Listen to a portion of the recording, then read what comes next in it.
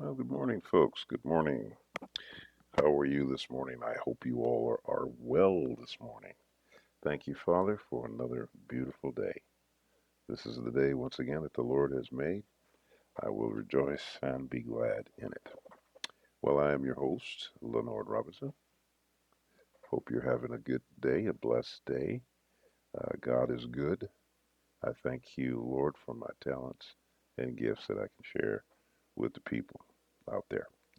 So, this channel is designed to show you someone who's doing a project or animation or whatever in real time. And the reason being for that is that in real time, you have a much better sense of how to do something than you would if you had to pick through something that was time lapse. At least that's my estimation of it.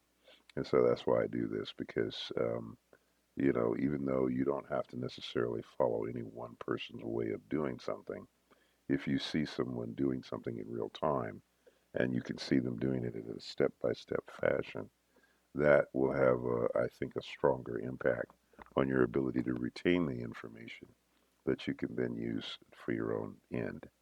So there you go.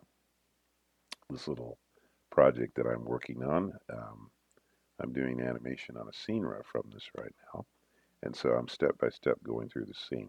So we have Nora and Lenny in the scene here, and I'm breaking down the action. So yesterday I got up to this point here where he props her up, and then he turns, looks, and reaches, grabs the block, and sets it down, and then she's going to set her block on top. So I think what I want to do here is break down, I guess, maybe go from here to here.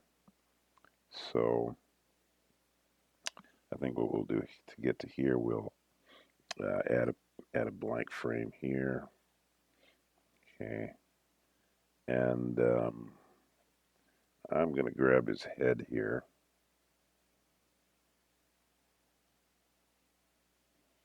Okay, copy, go to the blank frame, paste it, and I'll move him over here. Now I'm going to bring him up a little higher, and I'll show you why here in a minute. Let's see. Erase out some things here. Let's see.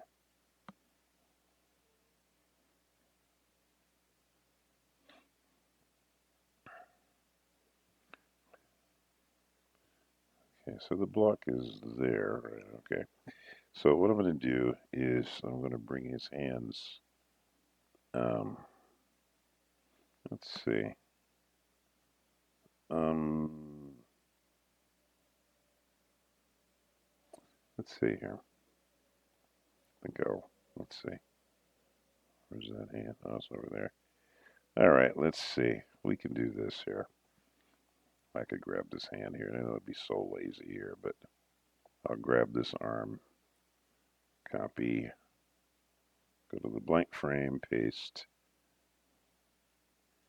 Um, I think what I'm going to do is move this up a little bit higher. I'll show you what I'm doing here. So let me. Okay. Also, too, I want to make sure his eyes are looking down to where the block is. Okay. All right. I'm also going to put his other hand up, mimicking what he's doing with. In other words, both hands are going to be doing the same thing. He's coming over. Okay. And I trace his body here. Yeah. There we go. All right. I'm going to grab the rest of his body here. We'll copy, go to the blank frame, paste. Okay. Now, what I just did here, he goes over, see, and down. Now, the reason that I took him up a little higher is to create kind of an arc in his action, you know, to get him down there. Instead of just coming across in a straight line, when you're moving the character, sometimes you can go down and up or over and down. You create a path that's maybe not just straight, but maybe just in a slight arc. Because, see, an arc is a movement of life. So down and up, or over and down, you know. And you could just do it's very subtle, but that little subtlety can be, just it gives you a nice feel. Now, here's another thing. See, you can see when he gets to this, it looks like he's pulled it to him. Well, realistically, he'd have to get his hands on it first before he could do that. Now, Nora doesn't move at all, so it looks like we could just copy her, I would say. Um, yeah, so let's just grab Nora here. We'll go copy, go backwards, and paste. There we go.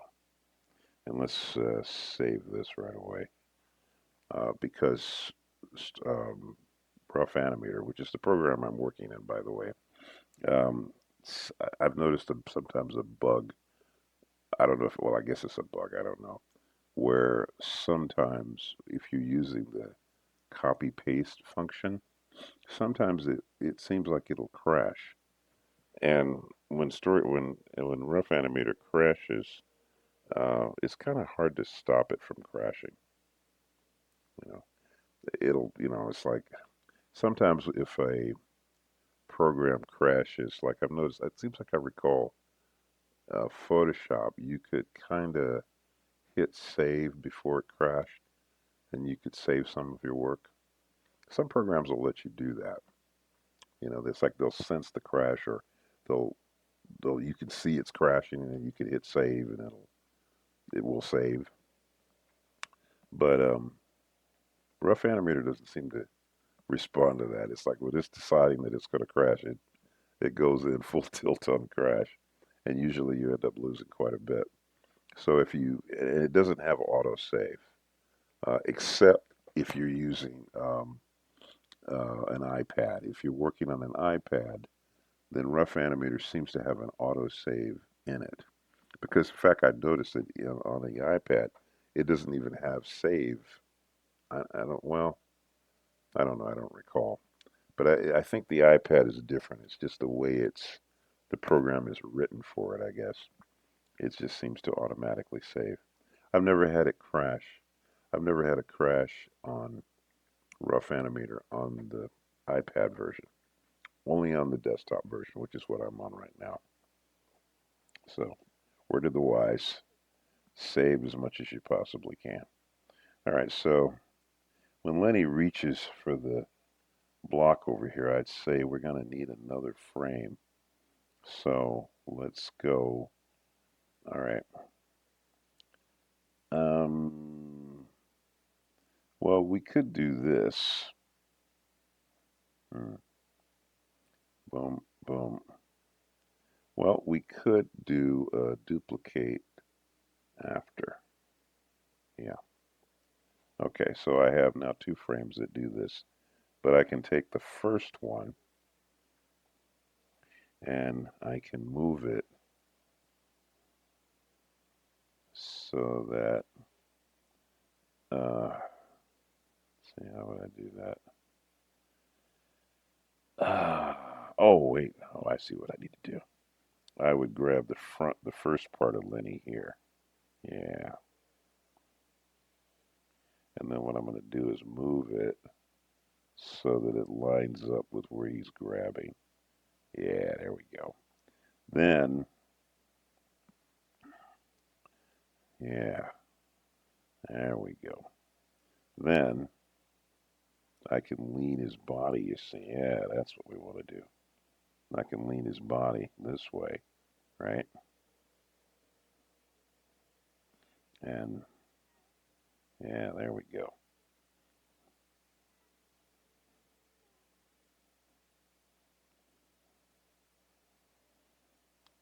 Yeah, that's what I want to do. So he's, yeah, okay. He grabs there and then he pulls it back. That's it. Okay, that's good. Yeah, there you go.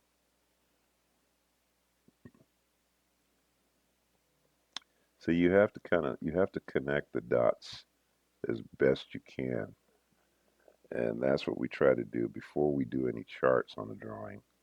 To for our timing, we need to try to connect the drawings as much as we possibly can in terms of how we get from one drawing to the next.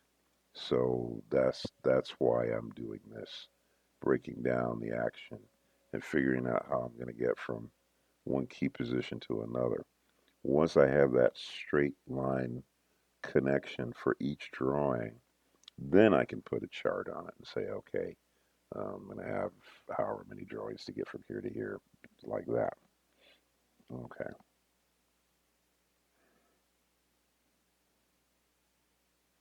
All right. So then, all right. Okay. So now he's coming over to here. Right. So we can do our little arc again, can't we? Right. We can have, now he's got to come over to get to there. So, hmm. So this is where we probably want to make a brand new drawing. So we'll go, well, first of all, let's save it. Save. Okay. So add after. So um, let's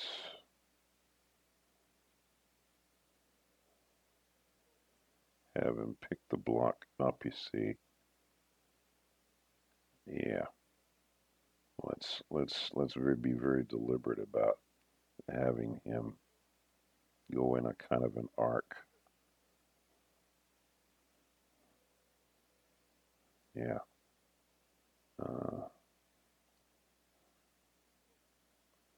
be real deliberate here.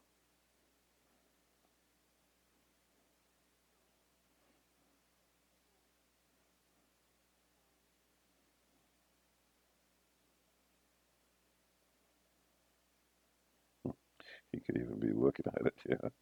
Let's see.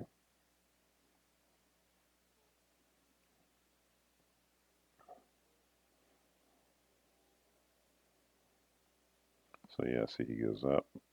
You could do it like that. That's kind of cute. Let's see. Yeah.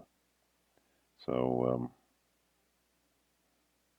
but you see how I'm having him kind of do this in an arc. He's arcing. It's kind of a, see, that kind of action. It's like an arc.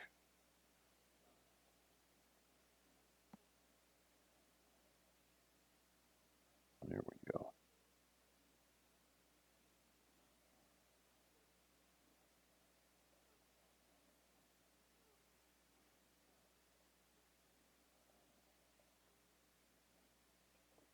So I can't cheat this one. This has to be drawn. Yeah, that's okay. You know, you know, it's important that you draw things out. Let's see.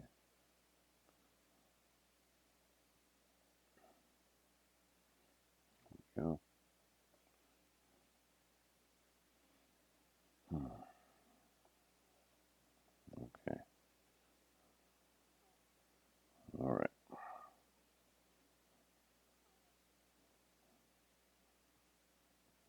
Um,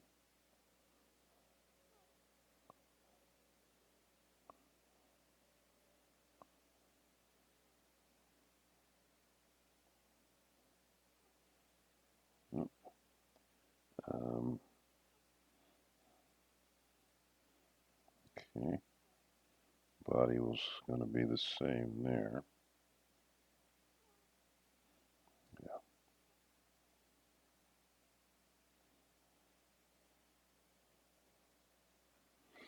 Okay. But you see how he goes up and then down. Might have made his. That makes that too big. Well, I guess that's okay. All right. Um,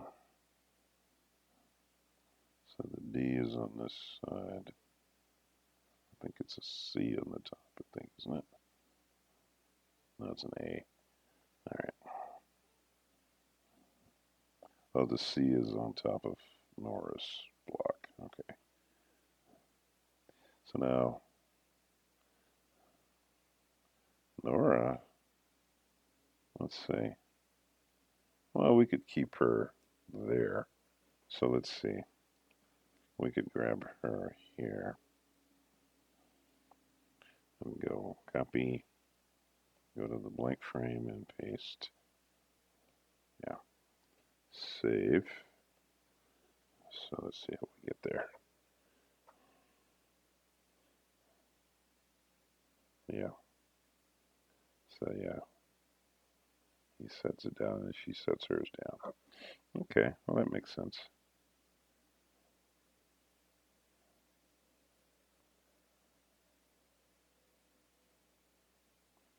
Okay, so now once we got, now he sets his block down and then she's going to set hers down. So we would need to have, and we'll set save.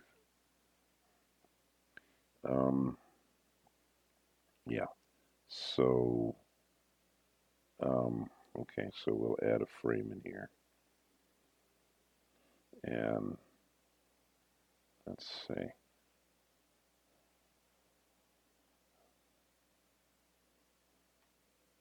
Well, we could do, let's see.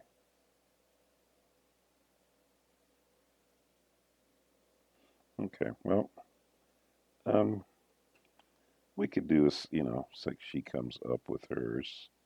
So we could arc this action as well. So like we could have her lift it up higher, you know, anticipate the block being up higher here before she sets it down. She has an A on this side and a C on the top. So,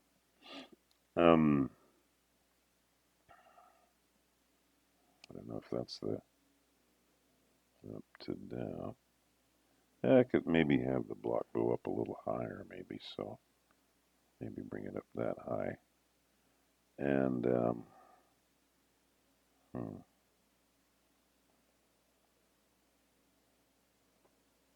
let's see. Uh, well, let's see. We could have. Well, let's try something here. I'm gonna grab her head. We'll go copy, backwards, paste. What I'm gonna do is move her body back a little bit. Let's see. So I think what I'd like to try here is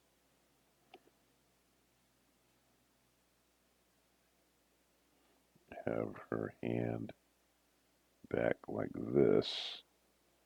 She's lifting the block up, right? Like that.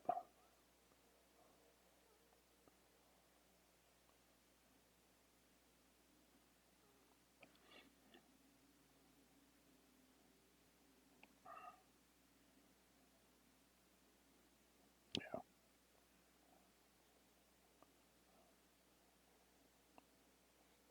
So once again, she's not doing it as a straight line. She's doing it kind of in an arc.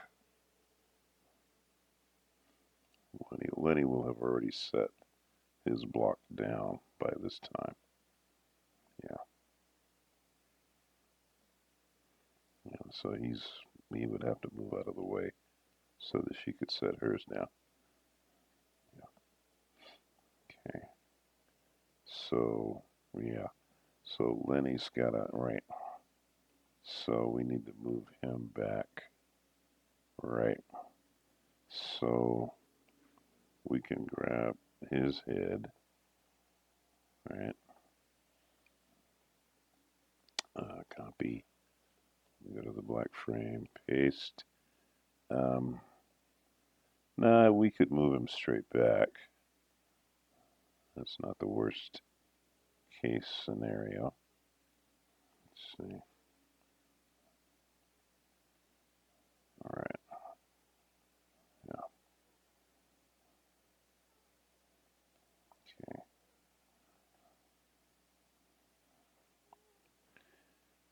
So we could have the hands kind of move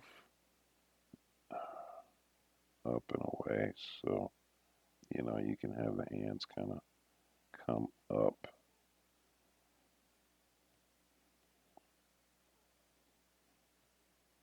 you know, that maybe. He's kind of settling back. Yeah,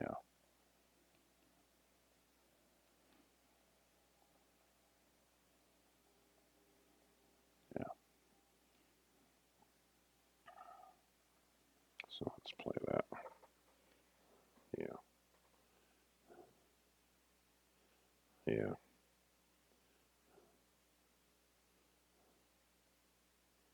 She's, oh, okay.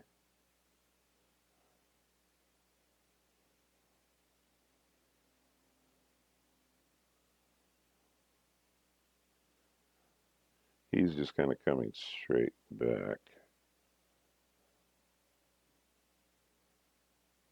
Yeah, I mean, that's okay. It kind of is kind of a settle. Yeah, that seems to work pretty well.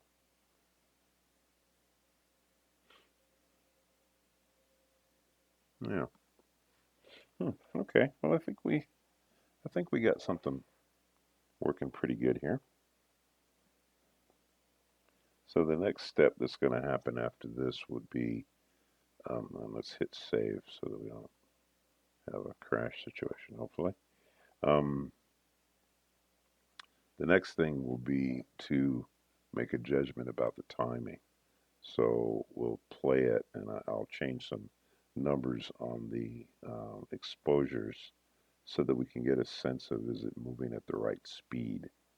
You don't always know um, that until you finish all the drawings, as I've done here, and then you start changing it.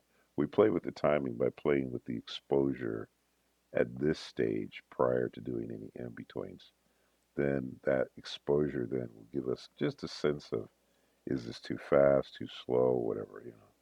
See, in the old days, the way you had to do it was you flip the drawings to get to a place where you could see how the action was working.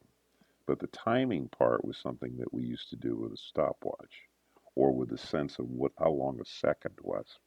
So the trick was um, you could walk through a scene and time it with a stopwatch, and you could actually write down on the exposure sheet how many frames. But the real reality is that you were really guessing.